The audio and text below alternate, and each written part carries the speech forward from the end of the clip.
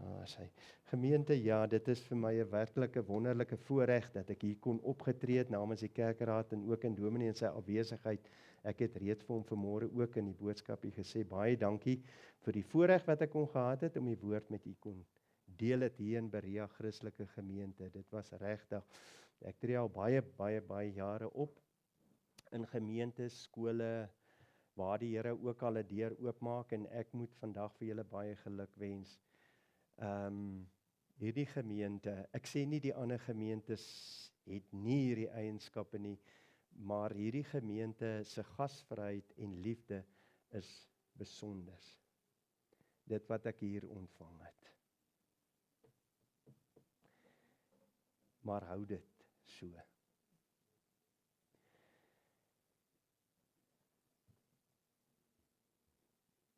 Here, laat die woorde van my mond en die oordenking van my hart welbehaaglik wees voor die aangesig, o Here, my rots en my verlosser. Gemeente, genade, barmhartigheid en vrede word aan die geskenk van God ons Vader en van die Here Jesus Christus en die kragtige werking van sy Gees.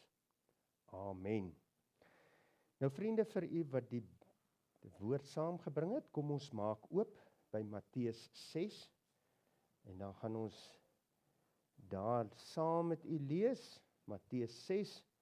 Ek gaan so bietjie al daai verse, ek weet ek gesê Matteus 6 vers 1 tot 15 gaan ek saam met u lees, maar ek gaan net daarvan 'n vers 9 tot 15 saam met u lees. Dit is dan nou die 4de boodskap oor die gebed van die Here, ook die laaste gedeelte van die gebed van die Here wat ek vanmôre met u gaan behandel. Goed, terwyl die Bybel so oop is voor julle, kom ons buig ons hoofde in aanbidding voor die Here. Vader, na al hierdie jare, bykans 2000 jaar, het ons die voorreg om die woord oop te kan maak, voorwaar 'n baie groot voorreg, dat u woord bewaar het vir ons, en dat ons vanmôre daaruit kan lees, om vir ons rigting te gee. Here, 'n woord wat ons leer hoe om by u uit te kom, 'n woord wat in ons werk, die pneustos, die asem van God, die uitgeademde van God wat ons vanmôre kan gebruik en dat ons hierdie woord van God in kan adem vanmôre wat vir ons kan kom verander, kan red, kom verander na die beeld van Jesus Christus. En dit is dan ook my gebed vanmôre dat u geseënde doel ook met hierdie boodskap en u woord vanmôre sal bereik. Soos wat die woord ook sê, so sal my woord wees wat uit my mond uitgaan, dit sal nie leeg na my terugkeer nie, maar doen wat my behaag, oral waarin ek dit stuur, laat dit dan ook so vanmôre kan wees. Vader, ek wil kom bid vanmôre vir Dominee Gerard en sy gesin, dat hy heerlik sal rus, daar waar hulle self bevind, en dat hy sommer weer vars terug sal kom, dat hy hulle sal bewaar. Ek wil kom bid vir hierdie gemeente, vir elke lid, dat hy of sy hulle gawes sal uitleef in hierdie gemeente. Dit is vir my so goed om te hoor, dat hulle kinderhuise onder hulle sorg neem, en dat hulle uitreik soontoe.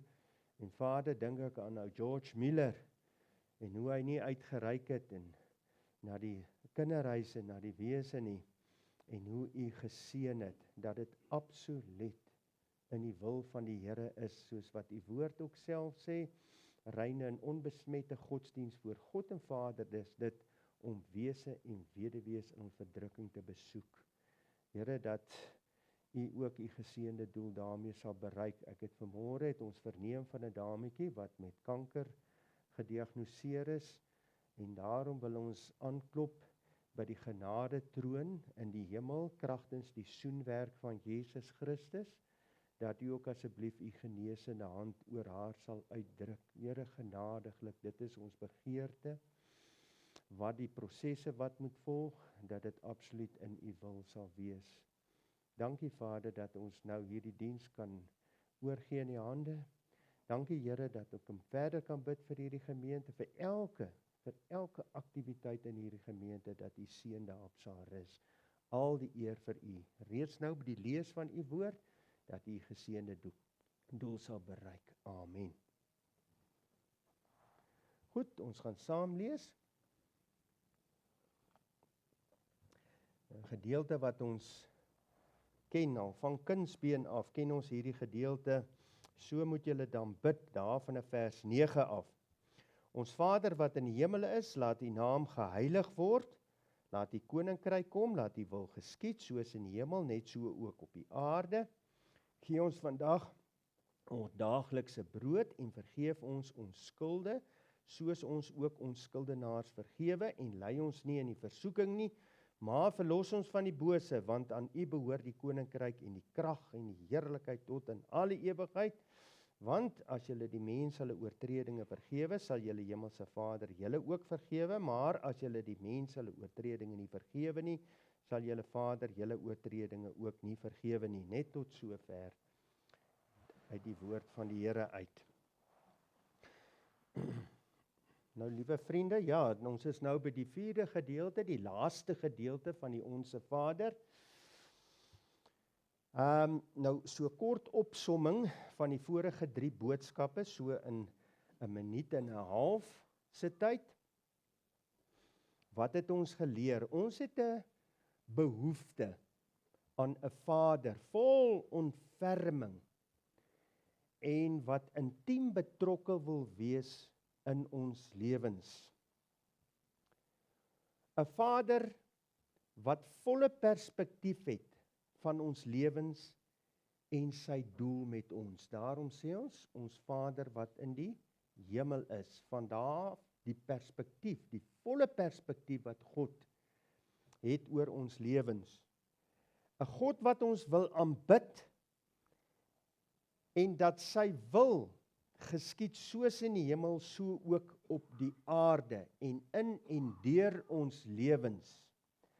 'n Vader na wie ons kan gaan, altyd vir ons sal sorg in ons tydelike behoeftes, 'n genadige God wat ons skuld vergewe en wat ons in staat stel om die te vergewe wat teen ons sondig, né? 'n vergewende God. Hierdie vergewende God van God, daardie beeld van God, dat dit ook sal reflekteer in ons lewens, né? Wanneer ek ander vergewe, wat gebeur? Dan sien hulle die beeld van God. En so word hulle ook getrek na die Here toe. Nou dit is 'n baie kort samevatting van 6 ure se boodskap. Vandag kyk ons na Matteus 6 vers 13 en lei ons nie in die versoeking nie, maar verlos ons van die bose. Nou 'n vriend het eendag na my toe gekom, toe sê hy vir my, Quentin, het jy al mooi gelees wat staan in die Onse Vader? Baie verwarrend. Wat lees ons in die Onse Vader? Ons moet bid dat die Here ons nie in die versoeking moet lei nie. Menende dat hy die versoeker is. Nou dit kan nogal verwarrend wees wanneer ek hier lees, en dis 'n gebed tot die Vader, en lei ons nie in die versoeking nie. Nou vriende, dit is hoekom daar 'n aspek soos Bybeluitlegkunde is, hermeneutiek, wat hulle ook op kweekskole het. Vir die korrekte skrifuitleg is dit baie belangrik, en miskien eendag as ek weer die voorreg het, sal ek elkeen met julle behandel, dit wat ek nou gaan sê. Vir die korrekte uitleg is die oorspronklike tale belangrik, Bybelse kultuur, geografiese liggings, Bybelse geskiedenis, en vir die korrekte skrifuitleg, skrifinterpretering, is daar sekere beginsels wat toegepas moet word. En dit is hoekom ek so geweldig waardering het vir Dominee Gerard, is omdat wanneer ek na sy boodskappe luister, dan pas hy hierdie beginsels toe. Dis die letterlike, historiese, grammatikale sintese beginsel wat hy toepas. Wanneer jy 'n interpretasie aan 'n skrifgedeelte koppel, en dis in kontras met 'n ander skrifgedeelte, dan moet jy jou interpretering heroorweeg en gaan kyk waar fouteer jy. En in hierdie geval, my vriend, wat beweer ons moet bid, laat kom ons nie in die versoeking, en dan bedoelende dat die Here self die versoeker is. Wanneer ek na ander skrifgedeeltes gaan kyk, dan sien ek baie duidelik dat die Here self nie die versoeker is nie. Kom ons kyk byvoorbeeld Jakobus 1 vers 13. Laat niemand, as hy in versoeking kom, sê, ek word deur God versoek nie, want God kan deur die kwaad nie versoek word nie, en self versoek hy niemand nie. Met ander woorde, die Here kan nie die versoeker wees nie. So wat word dan bedoel? Kom ons gaan kyk na verskillende opsies. Nou baie interessant. Wanneer ek hierdie gedeelte lees, Jakobus 1 vers 13, laat niemand as hy in die versoeking kom sê, ek word deur God versoek nie, want God word deur die kwaad nie versoek nie, en self versoek hy ook niemand nie.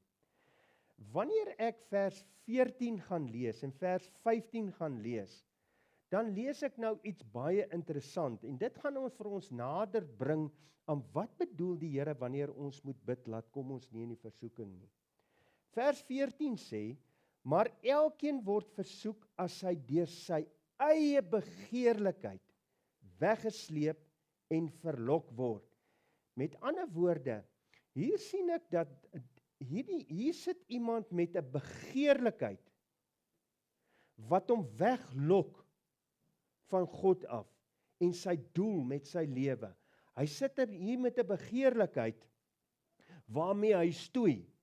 Daarna, as die begeerlikheid ontvang het, baar dit sonde, en as die sonde tot volle ontwikkeling gekom het, bring dit die dood voort. Fisiese dood, in sommige gevalle, maar veral geestelike dood bring dit voort. Wanneer ek toegee aan hierdie begeerlikheid wat in my is. Hier sien ons 'n man en 'n vrou met 'n sondestryd in sy of haar lewe. En u alleen sal weet wat dit is. U en die hond in die huis. Miskien weet u vrou dit nie, of u kinders nie. 'n Begeerlikheid wat jou weglok. 'n Stryd wat daar binne in jou is. Wanneer sekere omstandighede of 'n atmosfeer hom voordoen, dan kan jy net nie jouself help om in daai sonde te val nie. Ek het dit eendag vir 'n gemeente so verduidelik. Dit is, jy ken hierdie veiligheidsharnasse wat die veiligheidsmense dra, die sekuriteitsbeamptes en so, dan dat die patroon nie kan deurdring tot die borskas nie. Toe sê ek, dit is soos 'n gevul met 'n plaat, 'n ysterplaat, en jy kan loop, en jy kan op die pad wees, maar as jy so verby 'n staalkonstruksie loop, daardie gevul met 'n magneetplaat, dan trek dit jou net, daai begeerlikheid, en as die begeerlikheid ontvang, baar dit sonde. En jy kan jouself net nie help nie, dit trek jou net. Wat jou net weglok.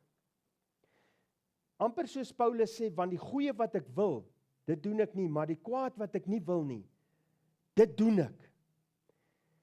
En miskien assosieer jy vanmôre met daardie persoon, jy kan dit selfs visualiseer. Goed, kom ons keer nou terug na die Onse Vader toe.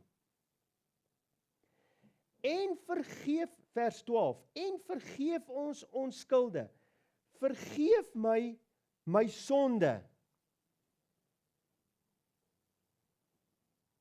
Die begeerlikheid het ontvang, dit het sonde gebaar, dit het jou verhouding met die Here vertroebel. Nou vra jy in die Onse Vader, vergewe my sonde, en wat ervaar jy?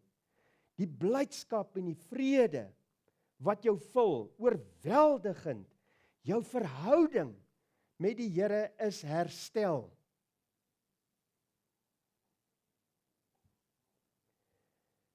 En nou bid jy. Wat bid jy? Lei my nie in die versoeking nie. 'n Versigtiging tot God. Here, daardie omstandighede, atmosfeer, plek, waar ek elke keer soog, waar ek my blydskap en my vrede verloor, bewaar my daarvan. Lei my nie in die versoeking nie. Ek het 'n diepe begeerte om 'n intieme verhouding met U te hê. Ek wil 'n skoon, rein kanaal wees vir U. Lei my nie in die versoeking nie. Die kind van God se begeerte om nie te soog vir daardie versoeking nie, om nie te sondig nie. Help my Here, met U instaatstelling en genade is dit moontlik.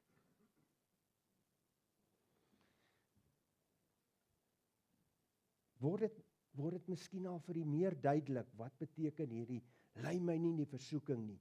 Dis eintlik die kind van die Here se begeerte om nie te sondig nie. Hy wil nie sy verhouding met die Here moet verbreek word nie. Kom ons kyk na Jesus in Getsemane. Dit is, en dan gaan ons dit nou beter verstaan, wat bedoel die Here met die lei ons nie in die versoeking nie. Vriende, dit is sy laaste skof. Dit is sy laaste skof na Golgotha toe. Hy's daar in Getsemane. En daar is 'n baie sware stryd gewees, so seer dat die sy bloed met sy sweetdruppels gemeng het en die uit hom gepenetreer het. Daar is 'n mediese term daarvoor wanneer jy in 'n sware stryd kan kom, beangstigheid in jou lewe wat hulle sê baie gevaarlik is, wat die bloed en sweet kan meng. En dit is waar Jesus hom bevind het. Op hierdie stadium gaan die duiwel alles in sy vermoë doen om dit wat God vir hom bepaal het om by Golgotha uit te kom, God se verlossingsplan vir ons, om hom te keer. Want onthou, die duiwel het die profeseë geken. Hy het geweet waarheen Jesus op pad is. En Jesus is benoud tot die dood toe. Dis sy laaste skof nou na die kruis. Dit was nie, sy benoudheid het nie primêr gegaan oor 'n marteling wat nou vir hom wag nie. Maar liewe vriende, daai benoudheid, dat hy die volmaakte offer moet wees, dat elke tree wat hy moet gee, moet binne die wil van die Here wees. Elke tree. En daai benoudheid, dat hy miskien een tree buite die wil van God nou kan gee. En daarom bid hy, Vader, as dit moontlik is, kan U hierdie beker van my wegneem nie. Maar hoor nou gee hom weer eens oor aan die wil van die Vader. Hy sê eintlik, Vader, help my. Ek gee my totaal oor in U wil. Laat nogtans nie my wil nie, maar U wil geskied. Ek wil elke tree wat ek gee, binne U wil gee, sodat dit 'n volmaakte offer kan wees. Jesus weet wat wag daar in die tuin. En wat wag daar? Die mees skokkende, uiters opvallende onreg wat binnekort gaan gebeur, sy verhoor. En terwyl hy in daardie sware stryd is, baie sware stryd is, wat sê hy vir sy disippels? Hy gee aan sy disippels raad. Kan jy onthou wat sê hy vir sy disippels? Enigeen van julle. Bid dat julle nie in die versoeking kom nie. Vers 46, staan op en bid, dat julle nie in die versoeking kom nie. Hy sê reeds in vers 31, sê hy, kyk die Satan het vurig begeer, om julle soos koring te sif, om julle te elimineer, tot 'n val te bring, om Jesus te verloon. Bid, dat jy nie op daai punt kom, dat jy sal soog vir die versoeking, dat jou verhouding met my gebreek gaan word nie. Het Petrus ag gegee daarop? Vriende, hoor nou wat gebeur met Petrus. Op hierdie stadium was Petrus nog nie gevul met God se gees nie. En in sy voortvarende persoonlikheid sal hy Jesus red van dit wat God bepaal het vir sy seun. Hy kap Malgas se oor af. En wat volg dan? Hy volg Jesus van 'n afstand af tot binne in die paleis, daar waar hulle self warm gemaak het met 'n vuur. Waar die duiwel reeds 3 agente vir hom opgestel het.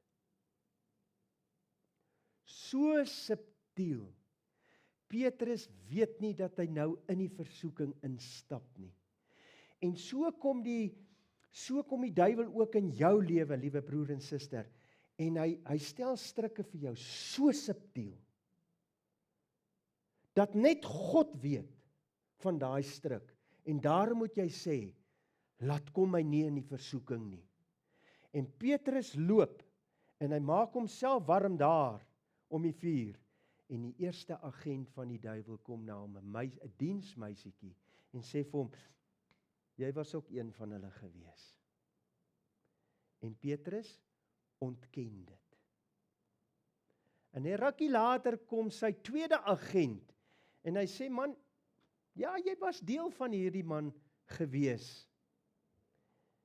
En hy sê, man, ek is nie, en ek was nie. En daar het so 'n uur verby gegaan. En 'n derde een sê vir hom, jy was 'n Galileër. Jy was deel van Jesus in hierdie groep gewees. En hoor wat sê Petrus, man, ek weet nie wat jy sê nie. En onmiddellik het die haan gekraai. Petrus binne in hierdie stryk ingeloop. En sy verhouding word vertroebel. Het hy maar gebid, laat kom hy nie in die versoeking nie. En die Here het omgedraai toe hy dit sê, en Petrus aangekyk, en Petrus het die woord van die Here onthou wat vir hom gesê het, voordat die haan kraai, sal jy my 3 maal verloon. En Petrus het buitentoe gegaan en bitterlik geween. En Jesus het hom aangekyk. Weet jy, daardie woord aangekyk in die oorspronklike taal is die woord emblepo, die Griekse woord. Wat beteken dit? Om intens na iemand te kyk, iets diep insien of raak sien. Met ander woorde, toe hy na Petrus gekyk het, wanneer Jesus vanmôre na jou kyk, daai aankyk emblepo, sien hy meer as net die uiterlike. Hy deurgrond die persoon tot diep in die hart waar hy sien.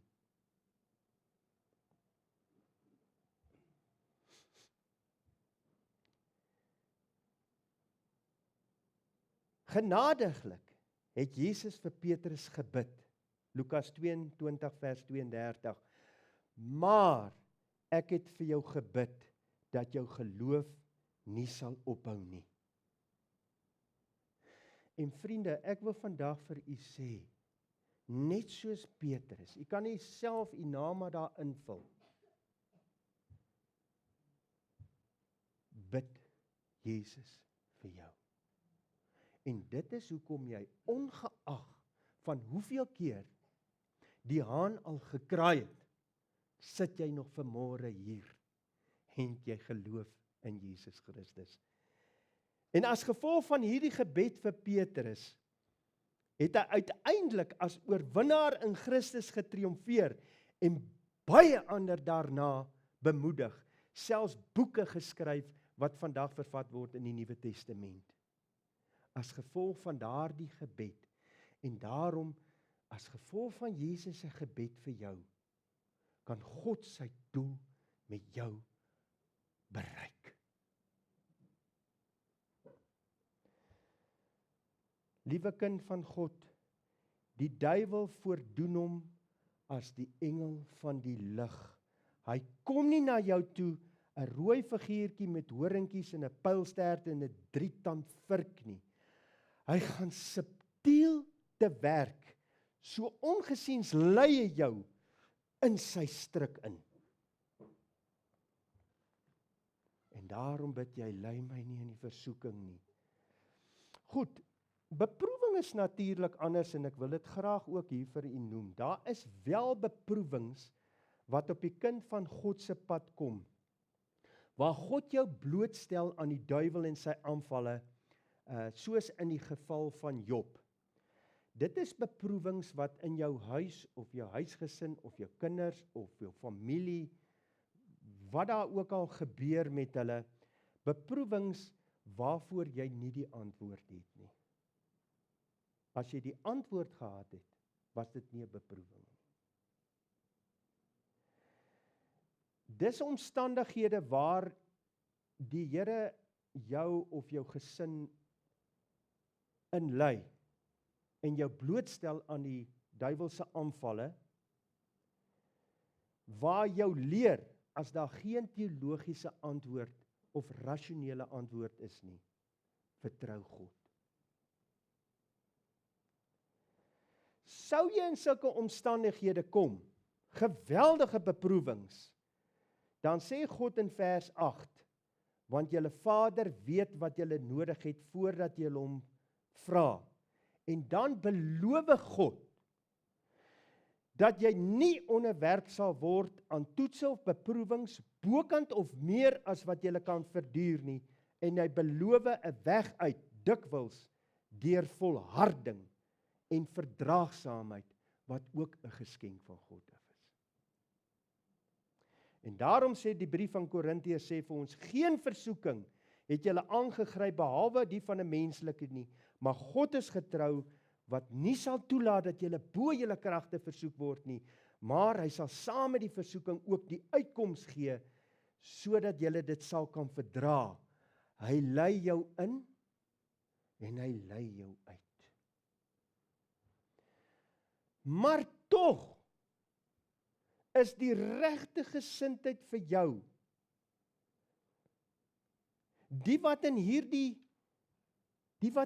gebed uitgedruk word, wanneer jy in daardie omstandighede is, wanneer ook al, is die regte gesindheid, liewe Here, lei my nie in die versoeking nie. Help my om die versoeking te herken, om weerstand daarteen te bied en te doen wat U wil hê ek moet doen.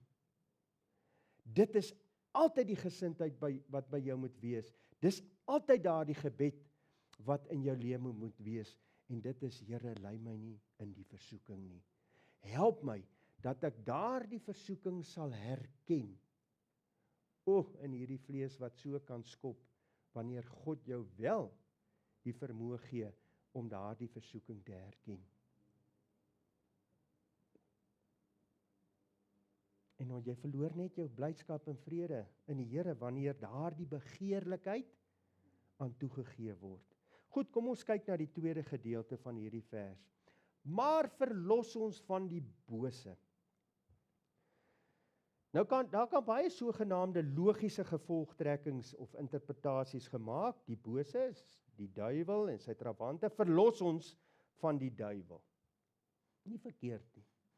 Maar ek dink 'n mens moet vanuit 'n ander hoek ook kyk na hierdie en verlos ons van die bose en ewigheidsperspektief daaraan koppel. So dit is nie net tydelik van aard nie. Maar ek dink die korrekte interpretasie daarvan, wanneer ek dit wat ek net nou gesê het, toegepas moet word, skrif met skrif, skrif in sy konteks, die Bybel, dan moet daar ewigheidsperspektief aangekoppel word, wanneer ek sê, en verlos ons van die bose. Kom ons gaan kyk byvoorbeeld na die lewe van Paulus. Nou, hy het verseker die Onse Vader geken, die inhoud daarvan, en om binne die raamwerk van die wil van God te bid, want dit is hoekom die Onse Vader vir jou gegee word. Wanneer ek deur die blaaie van die Bybel gaan, en veral deur al Paulus se briewe gaan, dan is dit vir my baie duidelik dat hy konstant opgekyk het na sy Vader wat in die hemele is, en dat hy 'n intieme verhouding met die Here gehad het. Hy was in aanbidding voor die God wat hemel en aarde geskaap het, en wat 'n plan gehad het met die mens, 'n verlossingsplan wat sy seun gegee het, wat éventueel aan 'n kruis gesterf het en uit die dood uit opgestaan het, en dis presies wat hy ook aan die Atenes verkondig het, toe hy daar gekom het. En hy hierdie een altaar gesien het, wat daarop geskryf het, aan die onbekende God, hierdie God verkondig ek aan julle, en hy hulle verduidelik het om die God te aanbid wat hemel en aarde geskaap het, en toe gaan hy met hulle die evangelie deur. Oorgegewe aan die wil van God.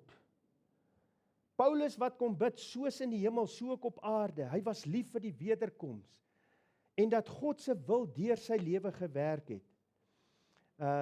Hy het ervaar om oorvloed te hê, en honger te ly, om God te vertrou vir sy tydelike behoeftes. Hy was deur beproewing, skipbreek het hy gelei, waar hy dag en nag aan 'n ou stukkie plank vasgehou het, daar op daai groot donker oseaan. Om te leer om op God te vertrou. Hy's gestenig en as dood neergelaat. Hy's valslik beskuldig. Buiten dit het hy nog 'n doring in die vlees gehad. Baie sê dit het te doen met sy sug. En hy het gebid, Here, asseblief verlos my van hierdie doring in my vlees. En God het eenvoudig gesê, nee, my genade is vir jou genoeg. Want God het ook 'n doel daarmee gehad, om hom nederig te hou. Nagenoeg 16.000 kilometer wat hy afgelê het, sy liefde vir die evangelie, op 'n primitiewe wyse, 16.000 kilometer wat hy afgelê het, om die evangelie in die wêreld te verkondig.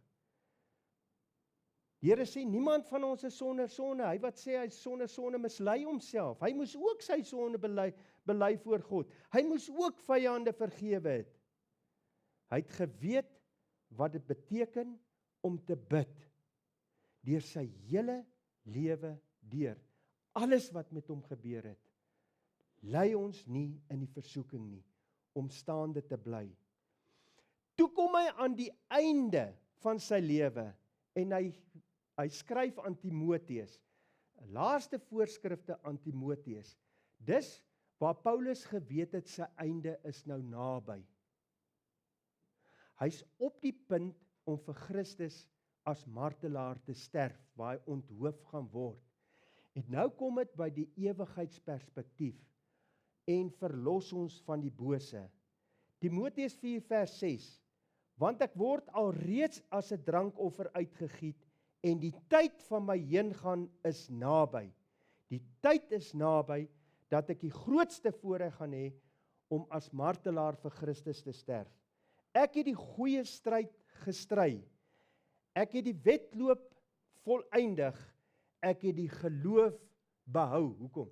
Want Christus het ook vir hom gebid. Verder is vir my weggelê die kroon van die geregtigheid wat die Here, die regverdige regter, my in die dag sal gee, en nie my alleen nie, maar ook aan almal wat sy verskyning lief gehad het. Vers 17.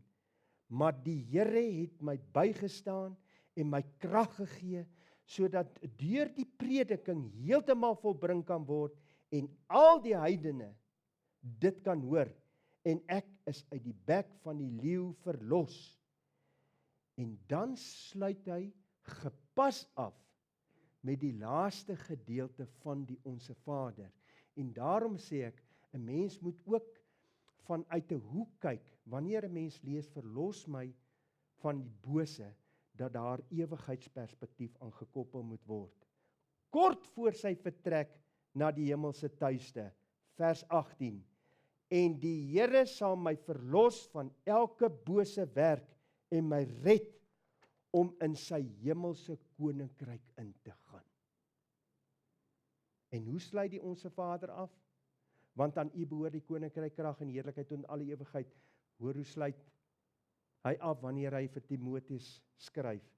Aan hom die heerlikheid tot in alle ewigheid. Met ander woorde, die Here sal my verlos van elke bose werk, aan hom die heerlikheid. Die ewige perspektief, nadat ons die wedloop voltooi het, maar verlos ons van die bose, 'n verlossing van alle kwaad, watter aard ook al.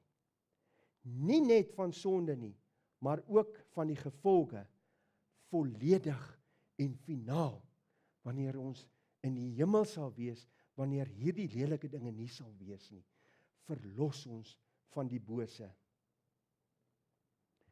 Hoekom? Waarom die Onse Vader? Waarom leer Jesus ons om te bid? Binne die raamwerk van die Onse Vader, waar hy ons leer om te bid. Lei ons nie in versoeking nie. Verlos ons van die bose. Waarom het die Onse Vader? Dan die voegwoord, want aan U behoort die koninkryk, die krag en die heerlikheid, tot in alle ewigheid. Dit gaan nie oor my nie. Dit gaan alles oor hom. Ons Vader wat in die hemel is,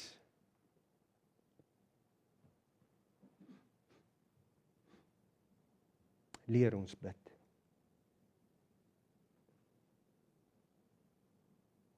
Dankie dat U vir Petrus gebid het, dankie dat U vir Paulus gebid en dankie dat U vir ons bid. Help en leer ons en lei ons op 'n weg om Jesus verheerlikend te lewe. Dat ons ook aan die einde van ons lewe kan sê, ek het die goeie stryd gestry, ek het die wedloop voltooi, ek het die geloof behou. En wat ook al vir my weggelê is, verlos ons van die bose. Lei ons nie in die versoeking. In Jesus naam. Amen.